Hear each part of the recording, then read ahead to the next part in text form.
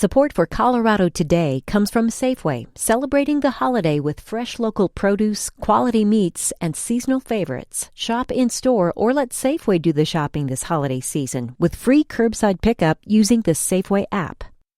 Support for Colorado Today comes from Credit Union of Colorado. With access to over 30,000 ATMs and a mobile app, they're dedicated to offering the services of a big bank with a heart. Learn more at honestlygood.org.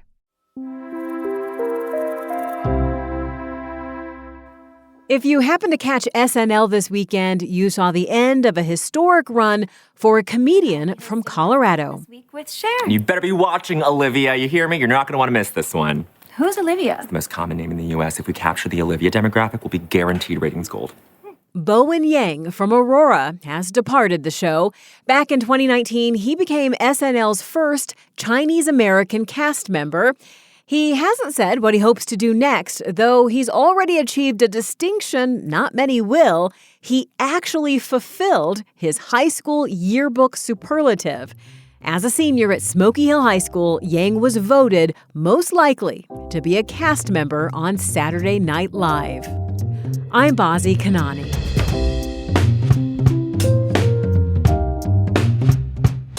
Coming up, we're just days away from a deadline for Denver to reach its first set of climate goals. Spoiler alert, it won't. The question in climate action isn't whether it's popular, it's whether it's having any effect. We look at why the city is so far behind, and we ask the mayor if Denver can get back on track. Then, at Colorado ski resorts, Mother Nature is getting lots of help this year from snowmakers. All you have is a headlight, and you just barely see where the snow gun's pointed. It's so sick. Plus, a visit to a high school classroom where the teacher explains the magic that makes this happen. 100% of the kids giving me 100% of what they had. They all really tried. It's Monday, December 22nd. Here's the news in Colorado today.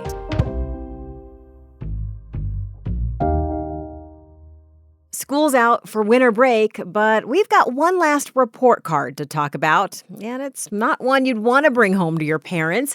The city of Denver is getting an incomplete for its work on climate change. Denver officials pledged to get greenhouse gas emissions to zero by 2040, but the city is well behind on that goal. CPR's Sam Brash recently sat down with Denver Mayor Mike Johnston to talk about what's gone wrong and how the city plans to get itself back on track. Sam, first of all, just how far off is the city right now? So Denver is supposed to cut emissions 40% below 2019 levels by the end of this year. That's to stay on target for the goal you mentioned, which is to totally erase its climate impact by 2040. But it's pretty clear the city isn't going to get to that first benchmark. At the end of last year, Denver was only about halfway there. And while we don't have the final 2025 numbers yet, there's no sign that Denver is going to make some giant leap forward in 2025. Was the city's climate goal reasonable? This was set in 2021. Was it unusually ambitious? It was unusually ambitious. So just for comparison, Portland, Oregon, and San Francisco, both really forward climate-thinking cities, they both aim to eliminate their climate impact by 2050, not 2040. But Denver does have some resources to put towards this. Voters approved a climate sales tax in 2020. It raises about $50 million a year, with the idea that that funding could pay for things like all-electric heating systems and green transportation projects. Did the city expect to be able to hit this first 2025 goal? That's a really good question, and it depends on who you ask. So Elizabeth Babcock leads Denver's climate office, and she says the city always knew the goals were a reach. So the goal was really not set based on what's pragmatic or what's possible, but really what does the science tell us we need to do to avoid the worst impacts of climate change. But these targets come from a citizen task force that Denver assembled like 6 years ago. And I talked to some of those people, and they said, we understood that these goals would be tough, but they're not impossible. And they even modeled it out and found the city could get there with a massive annual investment, mostly in bike and transit projects. Investment also means spending. Yes. So in order to meet the target, how much did the task force expect Denver would be spending? $200 million a year by their calculations. And are they doing that? No, I mean, the figure is 4 times what the climate sales tax brings in for the city every year. And right now, the city's in a budget crunch, so it doesn't have a bunch of extra money lying around. And it hasn't pursued other ideas climate activists suggested, like putting extra fees on parking meters. I would imagine there could be some opposition to more parking fees. Sure. Still, $50 million is a pretty good chunk of money. What has Denver been spending that on? So Denver's emissions really come down to 2 major sources. That's buildings and transportation. The city has adopted a nation-leading policy to shift buildings away from natural gas towards all-electric heating systems, but it's facing lawsuits over those policies from landlords and fossil fuel interests. On transportation, the sort of marquee policy that a lot of people, I'm sure, remember were these e-bike rebates that the city launched in 2022. And there's a lot of e-bike envy around here from some of our colleagues who have those. Yeah, shout out Ryan Warner. He parks his e-bike right behind my desk every single day. There is a bike locker in the basement, but I guess he thinks that's a better spot. Look, it's a super popular program, but even at the time when Denver launched it, critics warned it might not get much bang for its buck when it comes to actually getting people to stop driving. Here's Denver's former sustainability director, Jerry Tiano. Whenever you give money away, it's going to be popular. But the question in climate action isn't whether it's popular, it's whether it's having any effect. And so far, it doesn't seem like these rebates have put a dent in transportation emissions. Which then takes us back to your conversation with Mayor Johnston. What does he say about Denver's climate goals? He's been the mayor for more than 2 years now. Does he acknowledge that the city's off track on this? Yeah, but he says Denver isn't giving up. I don't think that it's a failure on the part of our climate team or our administration to not hit those. I think we knew we were way behind what the city apparatus had built for what we had to deliver, and now we're adjusting to try to catch up. They're going to do that by publishing a new 5-year plan next year to spell out how they're going to get to the next major benchmark, which is a 65% reduction by 2030. But some of Johnston's critics say his track record doesn't indicate he's really ready to follow through on that. What do they mean by that? So Johnston embraced Denver's climate goals when he was running for mayor, but in office, he's done things like loosen deadlines in those leading building policies. He's rolled back certain pedestrian and bike infrastructure projects, and he's dialed back a citywide composting initiative approved by voters in 2022.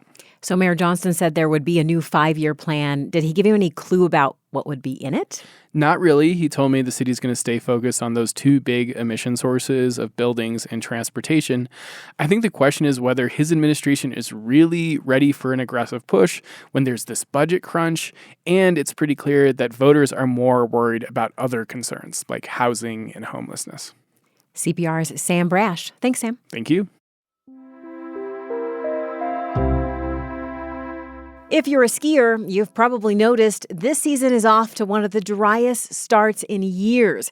Despite that lack of snow, a Colorado resort still managed to be the first in North America to open its lifts to skiers and snowboarders. The resort needed a lot of help to make that happen, though. Ask Casey if we can fire him up, see if we got the resources. Okay. Cool. You got it? Yep. Cool. I'm going to do some stuff. Those are the machines that make snow. CPR's Molly Cruz visited Keystone to get a behind-the-scenes look. As I'm skiing down this run, I'm noticing patches of dirt. Snowmakers here at Keystone tell me they have the snow guns running almost day and night, but it is very much weather dependent. Even though they're making man-made snow, they very much have to rely on colder temperatures in order to make the snow. I just hit a little bit of an icy patch, which tells me there's not a lot of snow there. So if you're hitting the slopes like Molly did, watch out for those dirt and ice patches. Molly is here now. She made it down that run, and she's going to share more on what she learned. It's been really warm and dry out there. Thankfully, parts of the Central Mountains did get some snow over the weekend. When did Keystone actually open this season? In late October. Halloween skiing then, really early. Right. At Keystone, you're surrounded by the Gore Mountains, but they're still not quite as snow-capped as they usually are this time of year. So making snow really is the only way these resorts can open early. And thus the snowmakers you met. Right. There are 34 people who run the snow guns at Keystone. Colorado has nearly a multi-billion-dollar ski industry, and snowmaking is one of the most dangerous jobs in this business. A big part of that is the early starts. Bodhi Kier is a first-year snowmaker who really embraces getting up before the sun. The dark is so much fun when all you have is a headlight and you just barely see where the snow gun's pointed. It's so sick. So in the darkness, Bodhi and his crew dig through the snow to reach buried equipment. They also navigate steep terrain and constantly adjust to whatever the weather throws at them. But their mission is pretty simple: supplement whatever Mother Nature provides. And lately, she hasn't offered much. Are people at Keystone concerned about that? Well, first, I talked to some skiers on the mountain. Plenty were impressed by the quality of the snow and the fact that it's not natural. But there was a common concern about the lack of snow falling from the sky. Also, over the last decade, Keystone's parent company, Vail Resorts, has invested more than $100 million in snowmaking equipment across its mountains. $100 million. Yeah, those upgrades allow the resorts to make more snow faster. Dave Mansavage is the resort's snowmaking manager. It's hard to determine if that is borderline rain on your jacket or actual snowflakes. But yeah, getting the good early season production at marginal temperatures has kind of set us apart this year. But when I asked Keystone leaders if they were worried about the future of snowmaking, I couldn't really get a straightforward answer. Remember, it has to be cold enough to make snow. So they didn't really want to talk directly about climate change, but clearly they're spending money preparing for it. How much can Keystone rely on man-made snow? Yeah, it's an excellent supplement, but it definitely doesn't fully replace natural snow. Keystone has 140 trails to ski. Last I checked, more than 30 were open, and that's because of the lack of snow. If snowmaking is likely to become an even bigger part of resort operations, is that practice sustainable? It's a good question, and I did ask Keystone, how much water does it take to make snow? I'm probably not going to tell you how much. It's a big number. That's Kate Shafani. She's the Senior Director of Mountain Operations. But that could be relative. Depends on what you think big is. In short, it's a lot. But Shafani was reluctant to tell me more.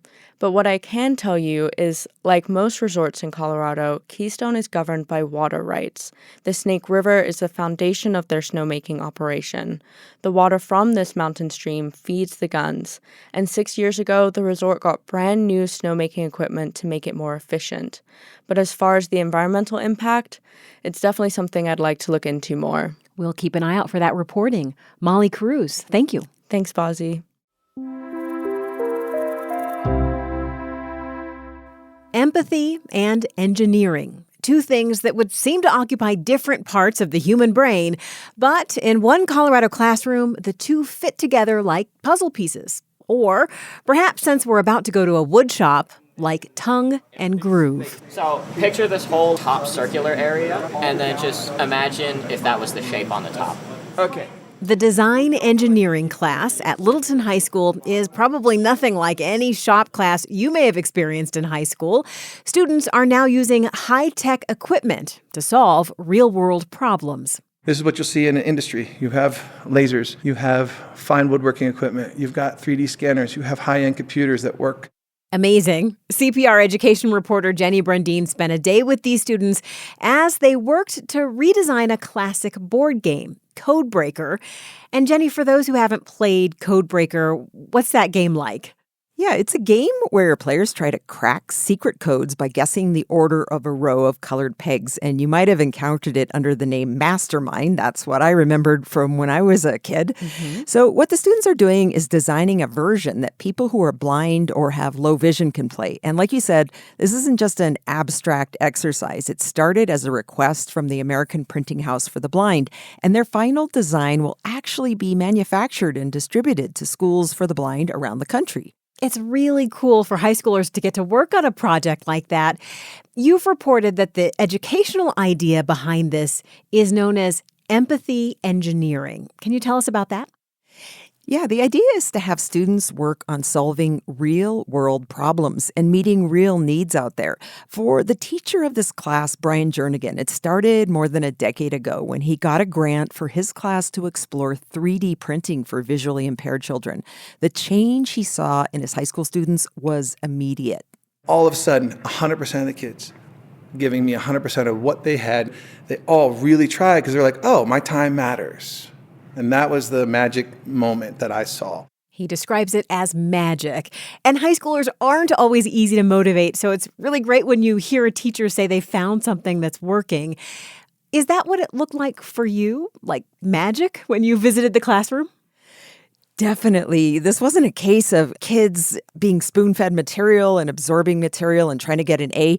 The students were totally consumed with their projects. They were experimenting and figuring it out on their own.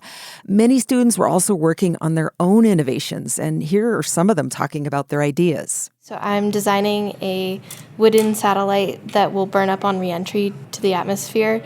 It's an arm brace to ensure your arms can retain and or regain stability. Is a clip that shortens the bottom of pants without having to hem them. I'm trying to design a toy where the packaging is built in and isn't thrown away. So as you can see, some pretty cool ideas. What I saw was students who wanted to be there. And a lot of ideas there we could really use in this world. Definitely. CPR education reporter Jenny Brundeen. Thanks, Jenny. Thank you.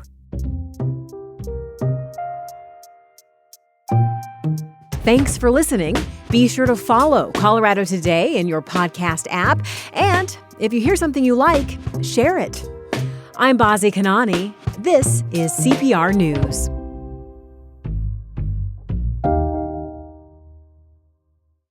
Support for Colorado Today comes from Credit Union of Colorado. With access to over 30,000 ATMs and a mobile app, they're dedicated to offering the services of a big bank with a heart.